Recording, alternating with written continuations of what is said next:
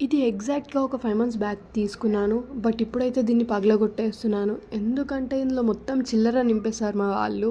వద్దు అన్న మా డ్యాడీ వినకుండా రెగ్యులర్‌గా ఎన్ని చిల్లర డబ్బులుంటే అన్ని ఇందులోనే వేసేశారు. అది ఒక 2 ఇయర్స్ ఉంచుకుందామని తీసుకున్నా. బట్ చూసారు కదా మీరే ఎలా నిండిపోయిందో. చూస్తూనే అర్థమవుతుంది మొత్తం కాయిన్సే ఉన్నాయని చెప్పి.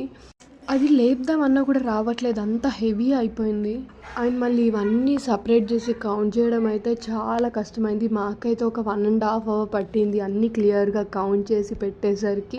మళ్ళీ దీనివల్ల ఇంకోటి ఏంటంటే కౌంట్ చేయడానికి టైం ఎక్కువ తీసుకుంటుంది. అమౌంట్ చాలా తక్కువ వస్తుంది. అయితే మేము ₹1 1కి, ₹2 2కి, 5, ₹10 అలా సెపరేట్ చేసేసాము. నెక్స్ట్ మాకు కౌంటింగ్ చాలా ఈజీ ఉంటుంది అని చెప్పి. తర్వాత మా మమ్మ అయితే ఈచ్ కాయిన్ ఎంత ఉన్నాయా అని చెప్పి కౌంట్ చేసింది. నాకైతే ఇందులో ఒక డిఫరెంట్ కాయిన్ కనిపించింది. నేనైతే ఇది ఇప్పటిదాకా ఎక్కడ చూడలేదు. అండ్ మా మొత్తం సేవింగ్స్ అయితే అయింది. నెక్స్ట్